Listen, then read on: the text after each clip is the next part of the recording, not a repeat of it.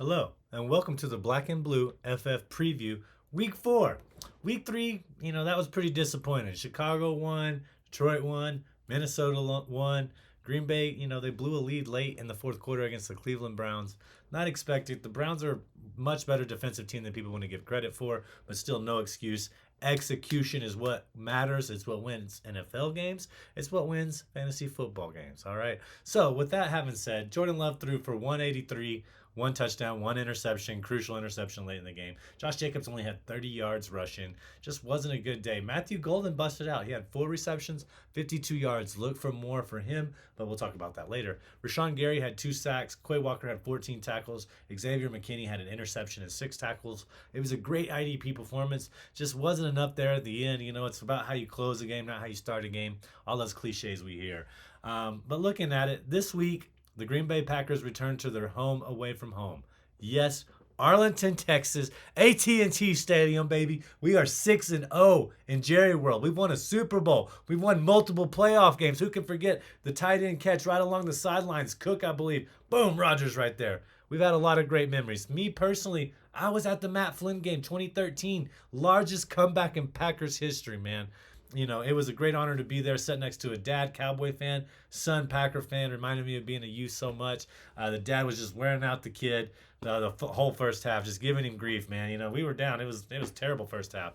Second half, every touchdown that kid would give me a high five. Matt Flynn coming, 4 passing touchdowns. But it really came down to my man, Eddie Lacy. Sealed the game with a 1-yard touchdown run. He had 170 yards in that game total. I'll never forget it. Like I said, I was there. It was a great time to be there. It's always a great time when the Packers are at AT&T Stadium, all right? Sunday night game. Here we go. Are you ready? Sunday night. It's just ruined the Cowboys fans' whole week by getting out to a good game, finishing out, getting back to the win column, 3-1, staying atop the NFC North. How are we going to do that? Great defensive play, but it's going to come down to Jordan Love this game. We do expect Josh Jacobs to return close back to 100 yards, but I think Jordan Love is going to have 3 touchdown passes, possibly around 300 yards. This Cowboys defense is ranked 30th in total yards allowed. They're ranked 32nd in pass yards allowed, and they've allowed 11 touchdowns, which is second most in the NFL. So we're going to have to attack this defense. Jordan Love's going to have to bounce back. I think Matthew Golden's going to score his first touchdown.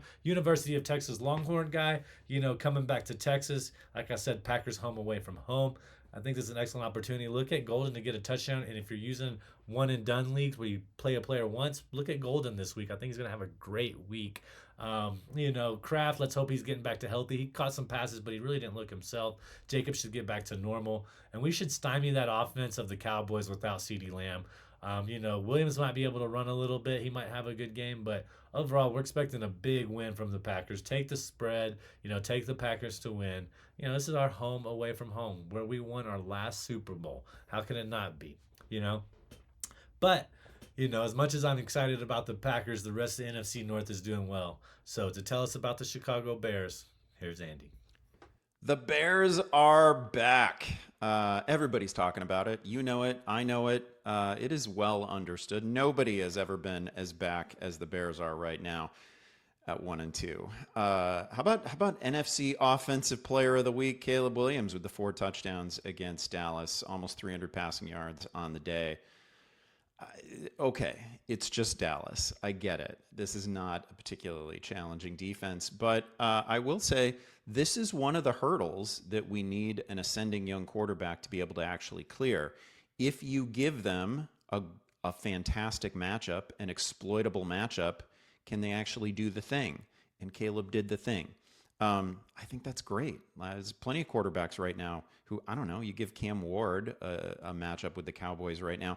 Give Trevor Lawrence a matchup with the Cowboys and see what the numbers come in, where they come in. He's going to give you like 190 yards and 1 touchdown. Caleb had a day.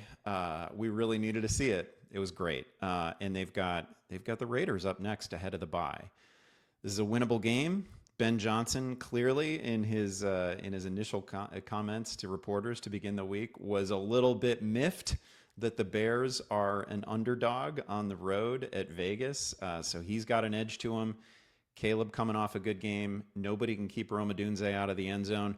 Let's go. The Bears are kind of back. man, if they get this win, they're 2-2. They go into the bye, and they've got a pretty friendly schedule coming out of it. I'm excited, cautiously excited, but I think we all need to be just a little bit excited right now. There's a good chance at an ugly shootout against the Raiders, and I think that's going to be really fun because, of course, the Bears. Caleb, there's an argument to be made that right now he's the quarterback that is closest to, remember the preseason argument in fantasy for Joe Burrow and the Cincinnati Bengals about how they're going to have to stay ahead of the huge point totals that their own defense was going to give up. That's the situation that Caleb now finds himself in. That Bears defense is bad and banged up, and the Raiders are probably going to put up a number.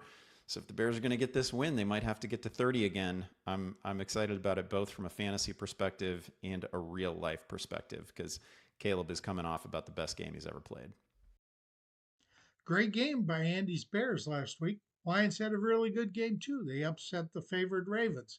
Now, the Lions and the Browns rivalry this week. The Browns are coming to Detroit to play, to Pontiac to play in the Silverdome against the Lions. Lions are favored in this game, but this is a rivalry that goes back quite a bit. They've played 25 games. Lions have won 19. The last game, Cleveland won in Cleveland 13-10. The prior 4 meetings, the Lions won. So this year's matchup features what I consider the classic conundrum, the irresistible force versus the immovable object, with the Browns being the immovable object. The Browns defense is ranked number 1 in rushing yards allowed, number 3 in passing yards allowed, but they're middle of the pack, number 18 in points allowed. Detroit, on the other hand, their offense they're ranked 12th in rushing yards, they're ranked 17th in passing yards, but they're tied for first in total points scored. The Lions are putting points on the board. In the 3 games the Browns have played this year, they've averaged 15.3 points. Their high is 17, and that was against the Ravens, a game they lost. All right. Detroit, they're averaging 34.3. The only questions I have are 2. Number 1, can the Lions contain, and I'm not saying stop, I don't think anybody can stop him, Myles Garrett. Myles Garrett is a wrecking machine and he can cause havoc. If the Lions offensive line can contain Myles, that bodes well for this game. The second question I have is, can the Lions run on this defense? Nobody has yet, but I'm suspecting the Lions are going to attack Cleveland a little bit differently. They're going to go through the air to set up the run. Most teams establish the run to set up the pass. I think the Detroit Lions are going to attack via the air early and often, and then they're going to use that to build a lead. And once they have a lead, they will use the run game. And I suspect both answers to my questions are yes. So I'm expecting Detroit to do extremely well. I told you last week that in games where both Montgomery and Gibbs score, the Lions were 12-0. Make that 13-0. They both scored last week, so they're still unbeaten when both these backs get in the end zone. And it doesn't really matter if they get in the end zone through the air or through the ground. I think it's very possible that Gibbs scores this week. Maybe not Montgomery. He did have a huge week, so I won't count it out because he's very good. Now, while the Browns have only allowed 1 rushing touchdown this season, they have been susceptible to air attacks, which leads me to my belief that the Lions are going to be able to throw the ball.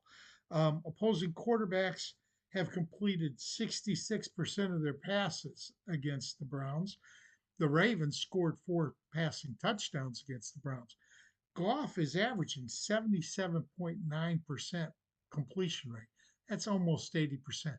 You give him time in the dome, he is going to pick that defense apart. I'm expecting a lot of good things out of that passing game. Now, Detroit does want to establish the run. They always do, but I think they have to get out to a 2-score lead before they really work hard on it. They may do a little bit of running early, but I think primarily their attack early is going to be via the air. Now, Vegas, like I said, is expecting a low scoring game. The over under is a ludicrously low 44.5 points, and the spread is 8.5 in favor of the Lions, which means they're expecting a score of about 26-18. Now, I just don't see that in a game like that. I just don't see that happening. When there's a low over under, you usually recommend sitting players from both teams. I can't do it. I just can't. Um, Lions, I'm going to start Jared Goff, Jameer Gibbs, Amon Ra. Those three guys are probably starting every week for your teams. I'm also going to start Jamison Williams. Not sure about Sam Laporta now. I'm sitting uh, David Montgomery this week because that is a stout run defense. Okay, as for the Browns, I might start Harold Fannin. Not sure about that. I won't feel great about it if I do, but I'm definitely starting Quinshon Judkins. And in our Snap Crackle Pop, Dennis actually picked Quinshon as one of his sleeper players for the week. On the defensive side, Aiden Hutchinson and Al Hadi Muhammad, these guys are tearing it up. And Joe Flacco is a stationary target that's not very mobile. He's susceptible to sacks and turnovers. Jack Campbell has to start. He's the 17th ranked linebacker, and against a run heavy offense, he should get a lot of tackles. I would also start Kirby Joseph and Brian Branch in the backfield. For the Browns, Myles Garrett starts every week. You don't take that guy out of your lineup. Grant Delpit is also a solid option against the Lion, especially if he carries a dual cornerback safety designation, because you can start him as a corner and he's going to get tackles. So that's it for me for the Lions for week 4. What's up, everybody? This is JC from the Sports Affiliation, and we are here to talk a little bit of Vikings.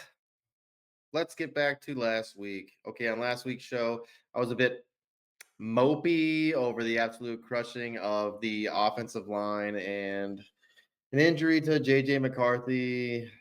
Oh, and of course, the week 2 loss to the Falcons. Week 3 comes, and we face a Joe Burrow-less Bengals. Carson Wentz versus Jake Browning. Backup versus backup. I was expecting a complete domination and an overwhelmingly great game from Browning and Brown. Let's just say I didn't mind being completely wrong.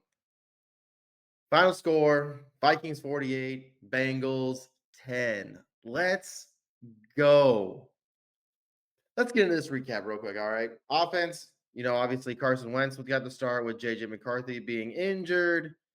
He made a great solid start, right? Only threw the ball 20 times, 14 out of 20 he went for 173 yards, 2 touchdowns, no turnovers. Both tight ends, TJ Hawkinson and Josh Oliver, scored touchdowns this week, which was pretty interesting to see.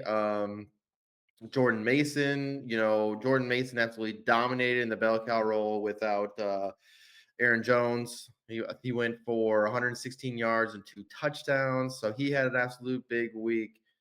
Let's get into the defense real quick. Viking cornerback Isaiah Rodgers had a huge game, player of the game. He returned an 87-yard interception for a touchdown and later scooped up a fumble and returned it for 66 yards and another touchdown. He also forced additional fumbles, becoming the first NFL player to force 2 fumbles and score 2 defensive touchdowns in a single game. Andrew Van Ginkel was back this week, had 2 sacks in this game. Boom! Big game for our guy Van Ginkel. Love to see that. Vikings turned 5 Bengals turnovers, 5 turnovers into 31 points, which is massive. We want to see that on this offense. You get the ball back, you want to turn it into a score. Will Reichert, as always, man, nailed a huge kick this week. He went 2 for 2, had a 62-yard field goal, which is a franchise record for Minnesota. Setting more records this week. Love to see it. let's go. Let's look real quick on the Bengals side. Backup QB Jake Browning struggled, and the running game was legit shut down as they only managed 53 yards on 21 carries, which is, oh my gosh, Vikings defense shut this game down.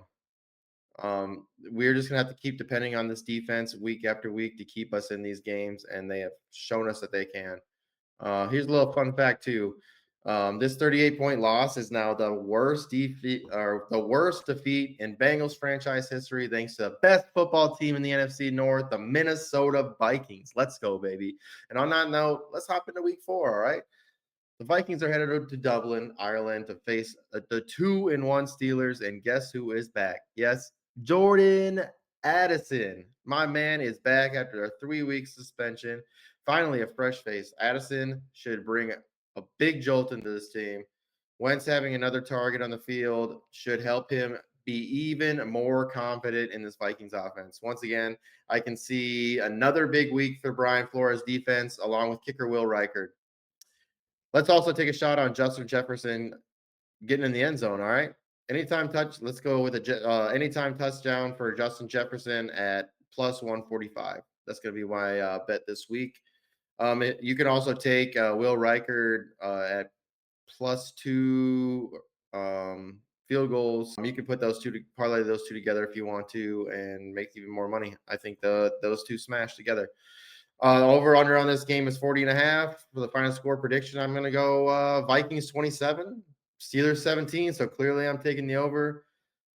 This will be the first game overseas for the Vikings. They also have another one as well next week, which we will be getting into next week. But yeah, let's go, man. Vikings looked really, really good last week. Let's see if we can bring this momentum and push it into Ireland.